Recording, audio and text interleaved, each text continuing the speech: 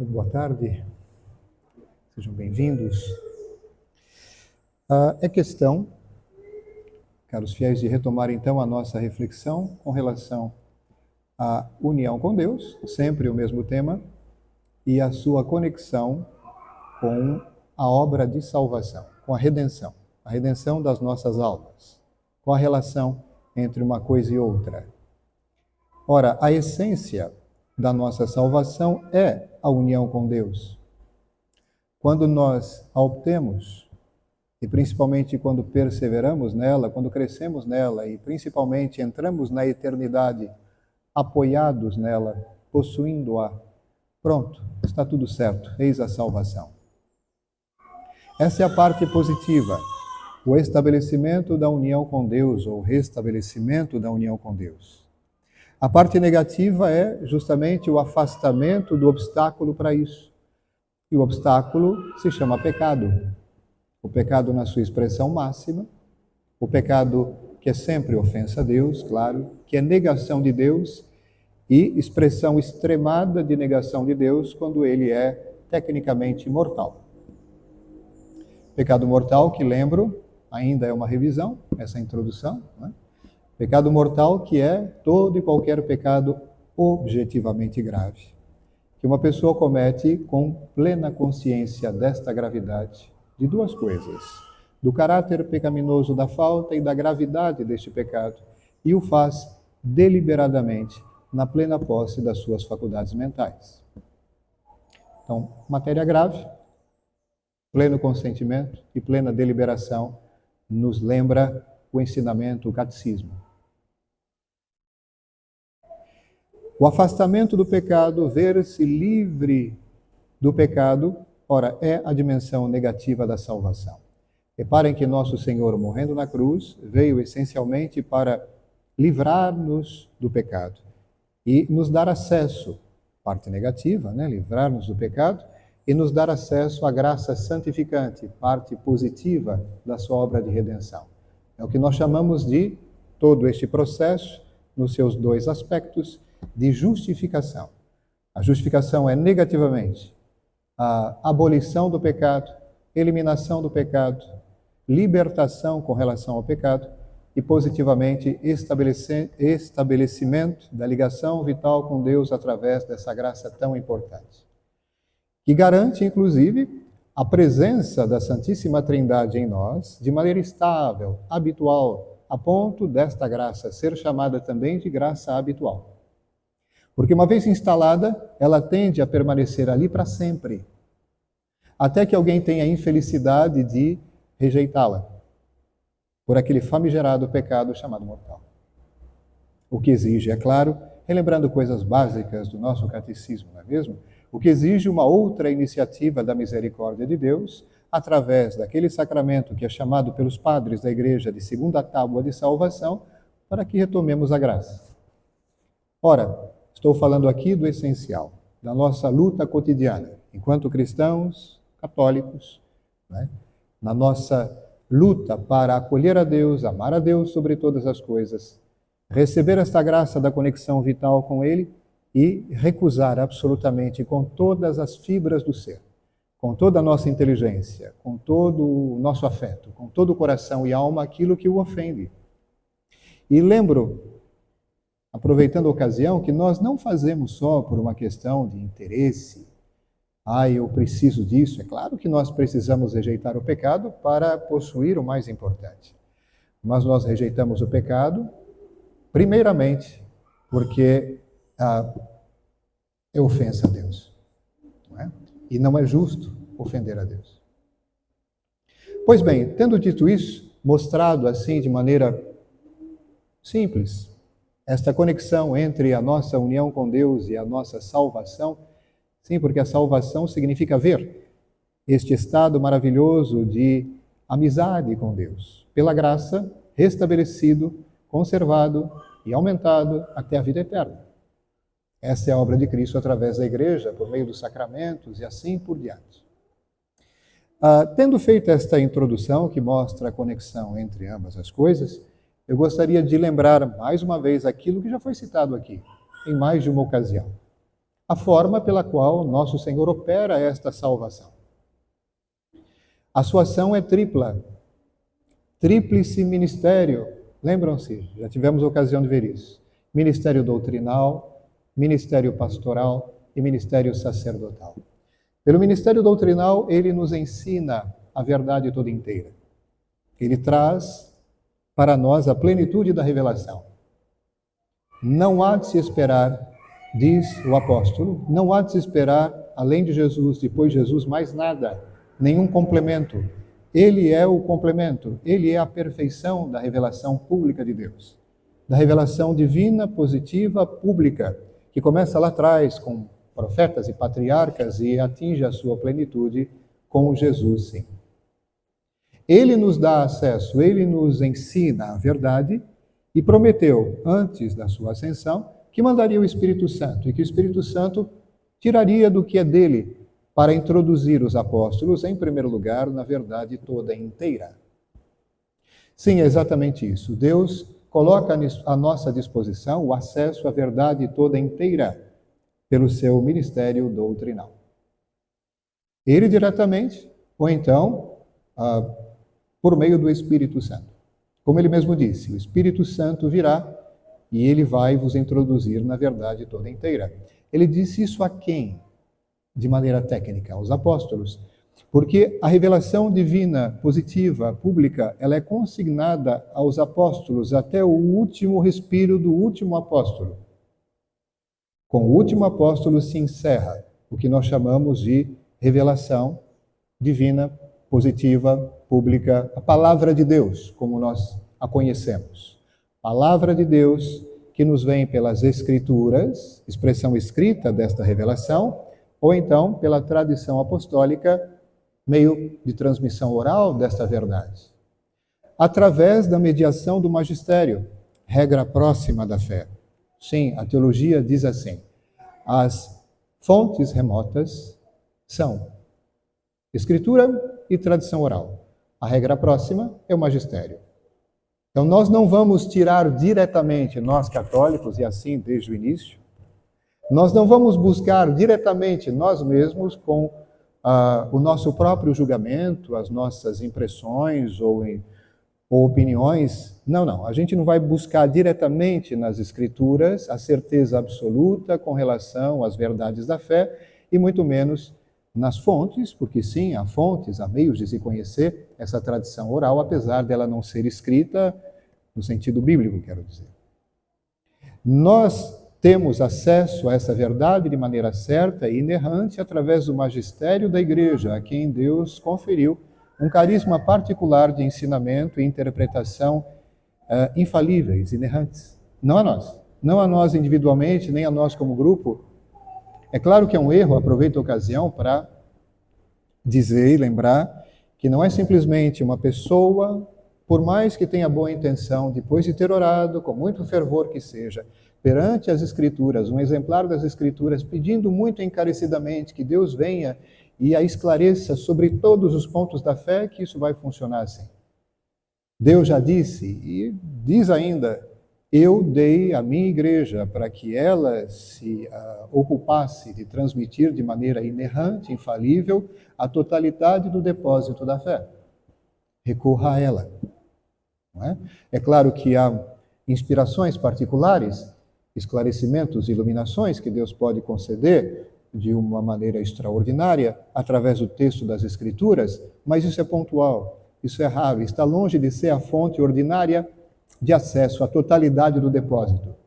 Nós temos acesso ao depósito da fé pela mediação do magistério necessariamente, sempre foi assim e sempre será. Quando nós falamos magistério, falamos de um ministério específico na única Igreja de Cristo. E como o nome indica, ministério de ensino. Lembrando que nosso Senhor ordenou aos apóstolos que ensinassem e que ensinassem com a sua autoridade. Inclusive o sermão vai passar por aqui hoje, né? Que os apóstolos ensinassem, é uma ordem, uma graça, e com a autoridade dele. Quem vos ouve, a mim ouve. Ora, se isso não é transmissão plena da autoridade de ensino dele, de Jesus aos apóstolos, eu não sei o que é. Quem vos ouve, a mim ouve. A autoridade aqui é suprema. Quem vos ouve, a mim ouve. Ele só poderia dizer isso, nosso Senhor, se garantisse que os apóstolos ensinariam isentos totalmente de erro. Não é? E é pela autoridade de Cristo que isso pode acontecer, e somente pela autoridade de Cristo e pela ação do Espírito Santo. Em se tratando de um ministério, também é questão de um carisma. Carisma é dom do Espírito Santo de serviço. É claro que este ministério supremo de magistério, deve contar com este carisma tão importante de transmissão inerrante. Veja, uma outra maneira de considerar as coisas. Nosso Senhor, ele disse, Deus quer que todos se salvem e cheguem ao conhecimento da verdade. Se ele quer que todos se salvem e cheguem ao conhecimento da verdade, sendo justo e poderoso do jeito que ele é claro que ele vai providenciar os meios para que todos, enfim, tenham acesso à totalidade da verdade. Porque senão seria uma coisa meio injusta, incoerente. Como ele não é injusto, é claro que ele vai proporcionar o acesso certo, né, a esta verdade, ao depósito da fé, que, repito, deve ser transmitido sem falhas, sem mistura de erro até o final dos tempos. Ele garante isso. Ele que disse, eis que estarei convosco todos os dias até o final dos tempos, e não é simplesmente uma presença passiva, inativa, não. Ele continua a operar. Lembrem-se, por exemplo, caros fiéis, que quando se trata de sacramentos, é claro que o padre, por exemplo, está ali como ministro deste sacramento, perdoando pecados em nome de Deus, em nome de nosso Senhor Jesus Cristo, como instrumento dele. Porque, afinal de contas, quem opera mesmo essencialmente na base é o próprio Jesus.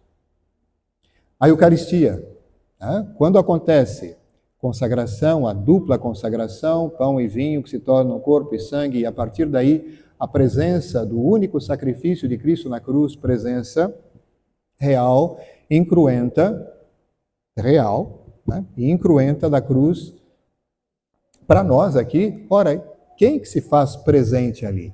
Ele. E quem é que oferece esse sacrifício mesmo? Ele. Eu sou apenas um instrumento, sim, instrumento desejado, querido, que atua pelo poder sacramental de ordem para que a coisa aconteça a contento. E ele quis que houvesse esse elemento ministerial necessário, humano, instrumental. Mas ele é quem oferece o sacrifício. Ele é o sumo sacerdote. Então ele continua assim, presente e atuando. Lembrando, caros fiéis, que por conta, enfim, por conta da estrutura da igreja, não é? Essa presença, ela é constante, essa presença é essencial, porque, falando da igreja, lembrando que ela é efetivamente corpo de Cristo, o corpo mesmo, o corpo místico de Cristo, do qual nós somos pelo batismo, os membros, não é isso? Ele mesmo se apresenta como cabeça deste corpo. É São Paulo quem diz com todas as letras, o corpo místico de Cristo, que é a igreja, do qual ele é a cabeça. Portanto, sua presença e presença ativa na igreja está garantida para sempre, porque o esposo não se separa nunca da esposa, a cabeça não se separa nunca do resto do corpo, com risco de termos uma monstruosidade. O que está longe de acontecer com Cristo e a sua esposa nessa união maravilhosa que inspira a união santa do matrimônio, Efésios 5, não é? O matrimônio cristão, católico, sacramental, é expressão desta união maravilhosa entre Cristo e a sua igreja, Efésios capítulo 5. Ora, esta união é santa e ela é estável e ela é permanente, não há divórcio aí. Nunca haverá. A cabeça nunca se separou e nem vai se separar do corpo. Sabe uma coisa importante? Vindo para falar de salvação, isso já prepara o terreno para dizer uma coisa muito importante. Muitas pessoas se equivocam dentro e fora da igreja. Fora da igreja, normalmente, dentro me surpreende. Quando, por exemplo, uma pessoa ainda hoje diz, eu aceito Jesus, eu acolho Jesus, sim para Jesus, mas não para a igreja. Eu não aceito a igreja. Eu recuso a igreja. Sim, essa mesma. dita católica, etc, etc, por causa disso e daquilo. Eu falo, olha, vem cá, calma. Primeiro, acalme-se. Vamos raciocinar. Vamos pensar com carinho. Você sabe o que é a igreja? Uhum. Bom, a igreja, enfim, o corpo místico de Cristo, quem é a cabeça? Tá. E se eu disser para você que a cabeça nunca vai se separar? E que, portanto, você rejeitando, pretendendo acolher a cabeça, mas rejeitando o resto do corpo, ora, você vai perder o seu tempo. Atividade frustrada já na base. Porque se você jogar o corpo, a cabeça vai junto. Se você rejeitar o corpo, a cabeça vai junto. Então, atenção, cuidado, cuidado com certas extravagâncias. Reflete melhor, antes de cometer uma atrocidade. Ou seja, já aproveito aqui para dizer uma coisa muito importante. Já que nosso Senhor Jesus Cristo se apresenta como nosso único Salvador, e Ele o é, muita atenção, Ele nos salva por meio disto, por meio daquilo, através de mediações e de instrumentos, através da igreja e dos sacramentos, através das escrituras e da tradição oral, apostólica, através do magistério, através do dom da fé, através da graça santificada, através, são muitas mediações. Quando uma pessoa começa com muita história, não é só Jesus, eu e tal, eu, Jesus, Bíblia e tal, rejeitando as várias mediações, eu acho que essa pessoa não sabe o que está fazendo e não percebe que de fato não está acolhendo Jesus coisa nenhuma. É importante dizer isso, em primeiro lugar, caros fiéis, para que a gente fique atento e também para que a gente esclareça os incautos, que de maneira muito, mas muito refletida, eu não quero supor logo de cara a malícia, mas a irreflexão, a ignorância. Na maioria dos casos é assim, embora haja também malícia. Ora, se trata disso, então, estejamos atentos para, irradiando a luz de Cristo, sendo luz de Cristo nesse mundo, ajudarmos as pessoas a entenderem bem as coisas com muita modéstia, com muita humildade, mas com muita firmeza também e, claro, caridade, para que todo mundo tenha acesso certo à verdade. Bom, então, na verdade, o que eu ia dizer, verdade, o que eu ia dizer?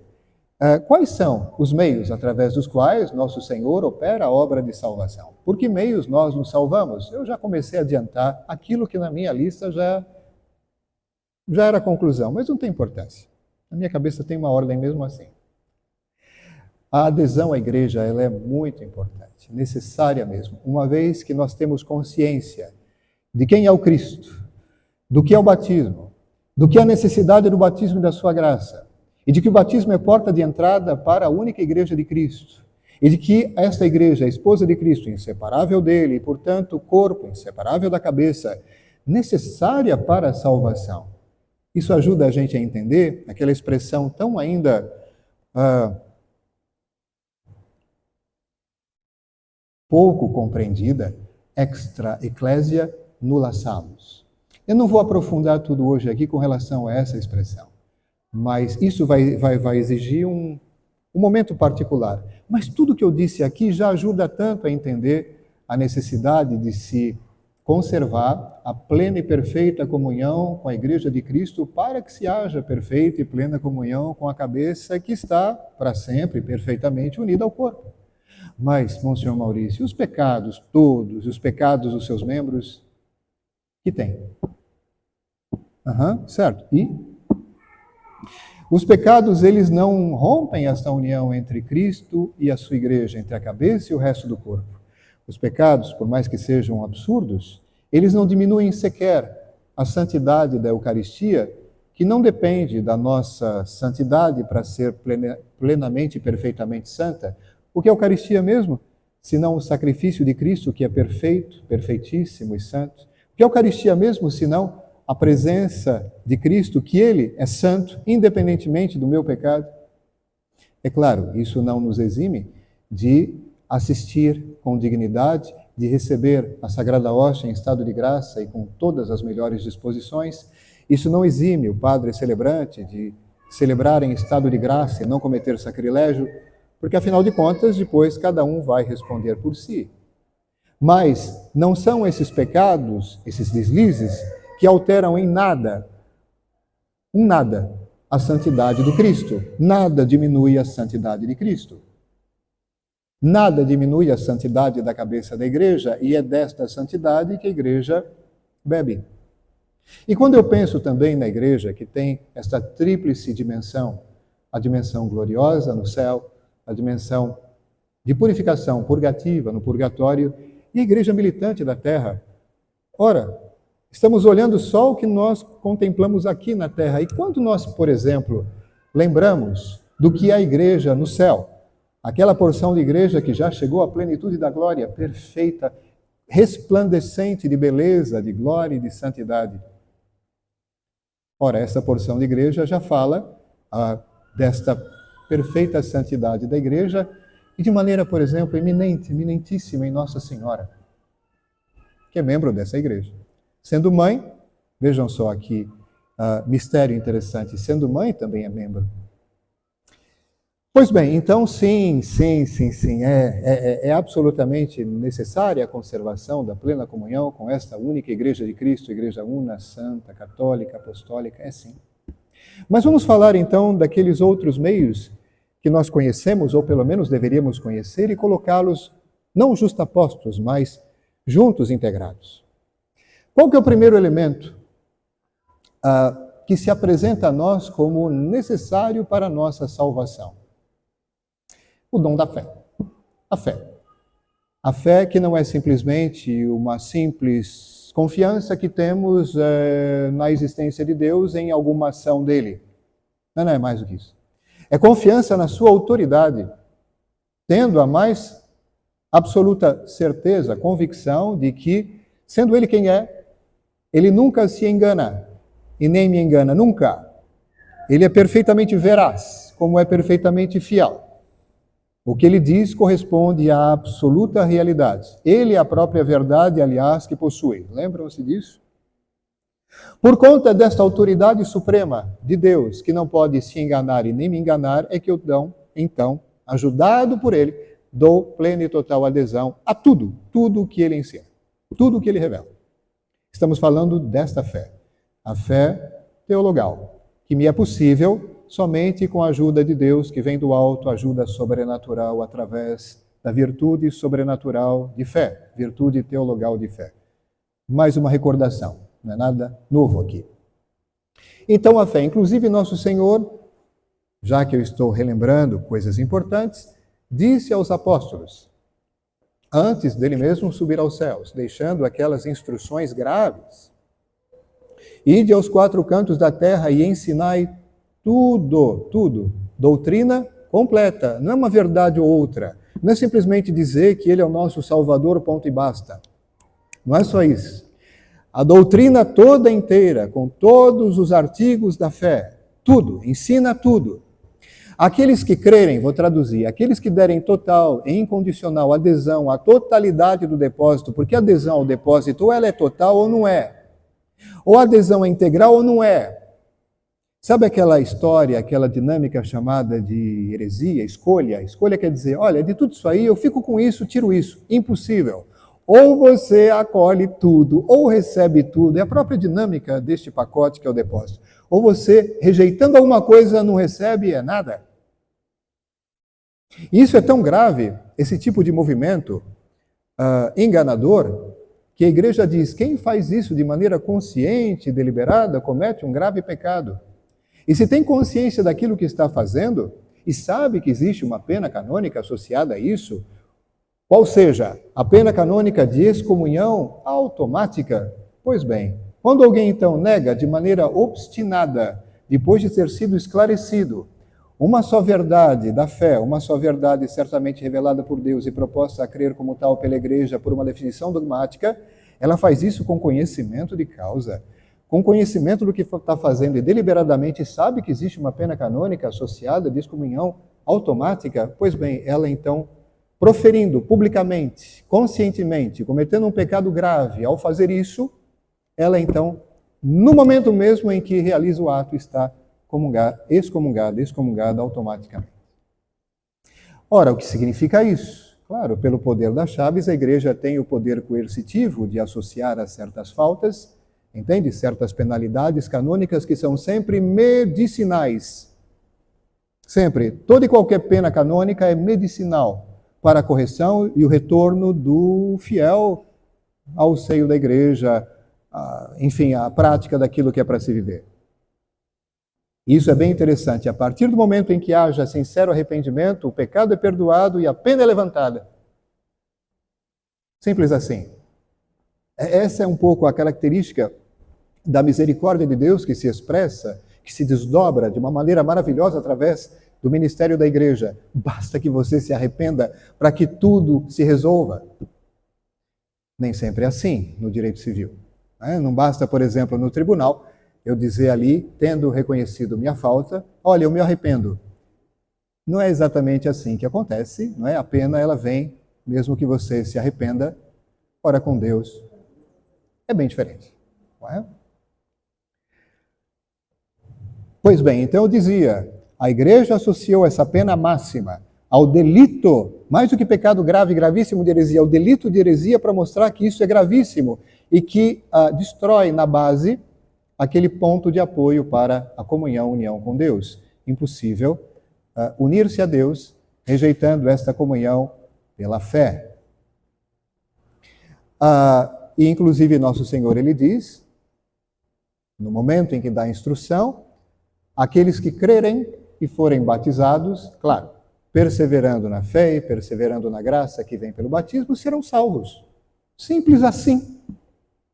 Os que não crerem, e nem vai adiante, os que não crerem, ou seja, e se obstinam até o fim nisso, não serão salvos. Se condenar-se-ão, diz nosso Senhor nas Escrituras, é uma palavra dura.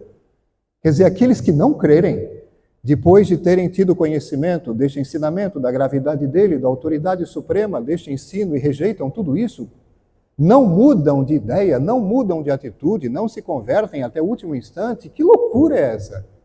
Sabendo que disso depende a nossa união com Deus e, portanto, a base da nossa salvação, está rejeitando a salvação. Que loucura é essa? A igreja como mãe, mater et magistra, né? A igreja como mãe e mestra, ela então, justamente como mãe severa, severidade na proporção do seu amor, puxando bem firmemente as orelhas com ternura e diz, olha, presta atenção, não brinca com isso. É isso que significa uma pena canônica. Aquela boa e firme repreensão de uma mãe que só quer o bem dos seus filhos e o retorno deles. Mas vamos seguir então. Além disso, tem também o que? O batismo. O batismo, ora, é tão claro isso nas Escrituras. E é impressionante como pessoas que dizem amar as Escrituras praticamente ignoram a expressão tão contundente da necessidade do batismo para a salvação. Lembram-se do diálogo estabelecido entre Nicodemos, aquele chefe judaico, e nosso Senhor? Quando Jesus ele diz para Nicodemos, Nicodemos, se alguém não nasce da água e do Espírito, não pode ver o reino dos céus. Água e Espírito, nessa expressão, nesse contexto, nessa associação, denota o sacramento do batismo. Indica o sacramento do batismo. E tudo que vem por ele. E de maneira especial, claro, a filiação adotiva, aquela graça de conexão vital com Deus. Esta graça de conexão vital com Deus, a graça batismal, também chamada de graça habitual, também chamada de graça santificante, ela é absolutamente necessária para ter esta comunhão de vida e de amor, comunhão sobrenatural com Deus. Então, sim, se o meio ordinário de acesso a esta graça, o batismo sacramental, é lógico, faz todo sentido. Aquela ordem, mais do que uma exortação, ordem expressa de nosso Senhor, quando dizem, ide e batizai todo mundo. Aquele mesmo que quer que todos se salvem e cheguem ao conhecimento da verdade, por uma questão lógica, quer que todos sejam batizados. Nunca perceberam isso? Quando nosso Senhor manda os apóstolos a todos os confins da terra batizar todas as nações, fazendo dos povos todos discípulos seus, ora, simplesmente ele está dizendo, pelo batismo nós temos acesso a essa salvação que eu quero para todos, embora nem todos a queiram.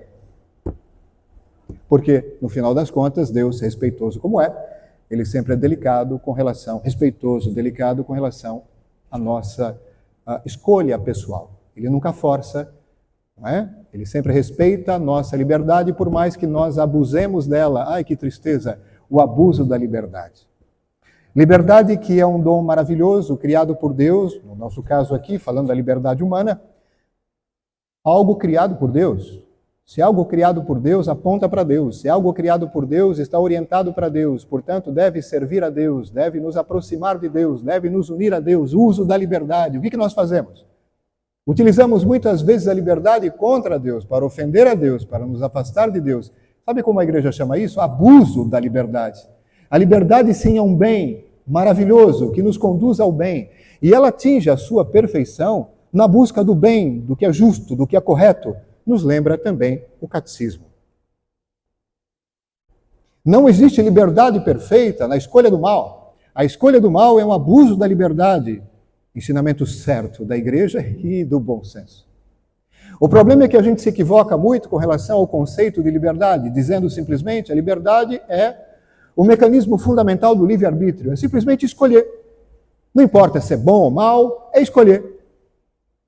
O fato de escolher o mal é um valor em si de jeito nenhum. A liberdade orientada para o bem, a liberdade que busca a sua expressão de perfeição, ela sim é um valor supremo, um valor elevado. Mas a liberdade, enquanto mecanismo de escolha, simplesmente porque escolhe, então tanto faz escolher o mal ou escolher o bem, é a escolha que importa, a escolha, poder escolher o mal ou o bem não importa.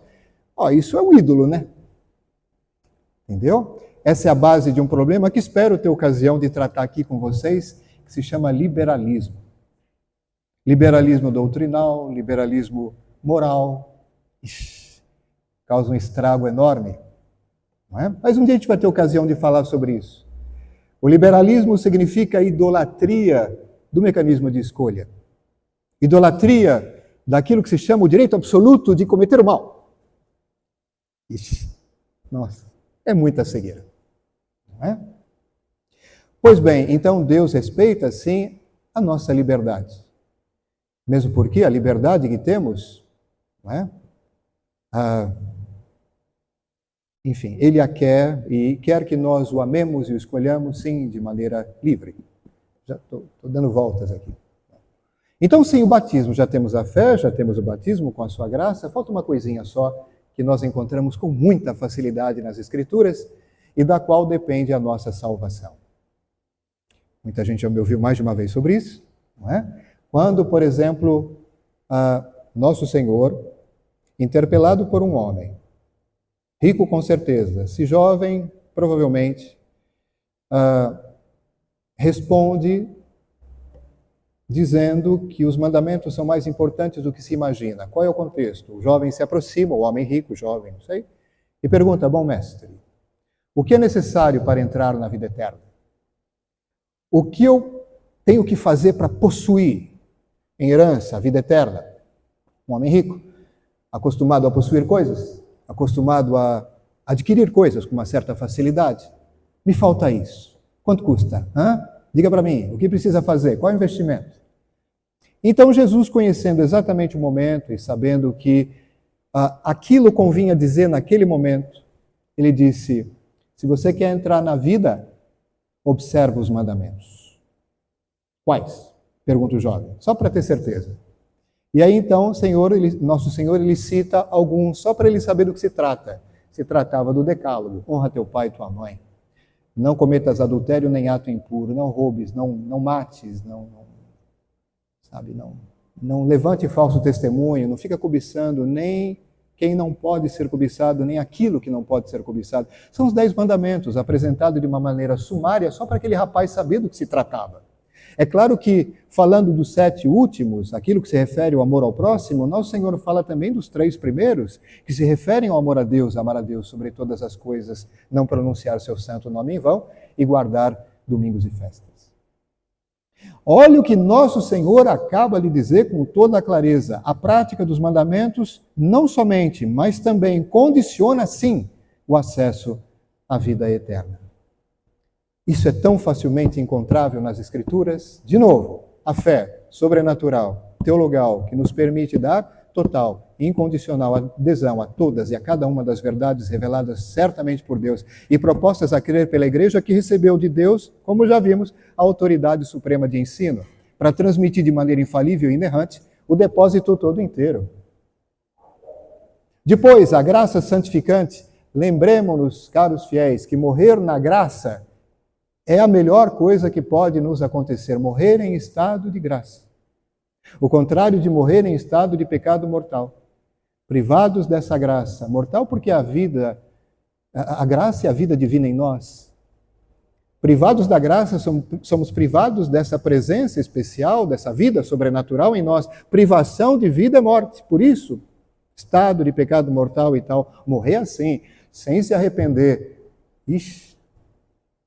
é perder o céu para sempre, é condenar-se para sempre. Então vejam, mais uma vez, um outro elemento que condiciona o nosso acesso à salvação, a posse da graça santificante. E, por último, o cumprimento dos mandamentos. Como as coisas estão ligadas, a graça se apoia sobre a fé. Uma pessoa, por exemplo, que rejeita o dom da fé, não tem o apoio necessário para sustentar a graça na sua vida. Negou a fé, é a graça que vai embora. Mas a conservação da graça depende também do cumprimento dos mandamentos. É bem sabido que, se você rejeita os mandamentos ou peca gravemente contra um só que seja, você perde a graça. As coisas estão ligadas. Vejam, caros fiéis, quando nosso Senhor disse para aquele homem rico, observa os mandamentos, reparem, não disse, faça só isso e só isso basta. Muitas vezes, nós lemos as Escrituras de uma maneira temerária, dizendo, basta cumprir os mandamentos, está tudo certo, não precisa de fé em Jesus, não precisa de fé, ou então não preciso da graça. Não. As Escrituras devem ser consideradas na sua totalidade, pela mediação do magistério. Vejam, já a consideração pura e simples das Escrituras mostra que não dá, quando o Senhor ele diz uma coisa, não dá para considerar aquilo isolado do resto. É como, por exemplo, Mateus 25, o julgamento universal. Ele virá na sua glória com os seus anjos e vai separar uns dos outros, colocando os justos à direita e aqueles que morreram na inimizade com Deus à esquerda. E dirá, vinde benditos de meu Pai, recebei em herança o reino que vos está preparado desde a criação do mundo, porque tive fome e me deste de comer, tive sede e me deste de beber, e fala toda uma série de obras de misericórdia corporal. Se você, de uma maneira desavisada e temerária, pega essa página e praticamente arranca na tua mente e fala, pronto, é só isso que precisa. Se eu der um pouco de comida para quem precisa, um pouco de roupa, etc., eu posso pecar à vontade, eu posso rejeitar Jesus, porque afinal de contas eu fiz isso aqui. É uma leitura não só temerária, mas nada inteligente das Escrituras. Muitas vezes tendenciosa e até maliciosa, dependendo da pessoa. Entende? Não. Tem que se olhar o conjunto daquelas obras através das quais nosso Senhor opera na nossa vida a salvação. Vou ficando por aqui. Ainda é uma espécie de introdução. A partir de agora, nós vamos começar a entrar em fatos mais específicos, também questões mais técnicas, também depois dessa exposição que vai desde do ser de Deus, a nossa natureza, as exigências da comunhão com Deus, união, passando pela salvação e meios de salvação. A partir das próximas vezes, a gente vai entrar em coisas mais concretas. Muito obrigado pela atenção, caros fiéis, que Deus abençoe. Louvado seja nosso Senhor Jesus Cristo.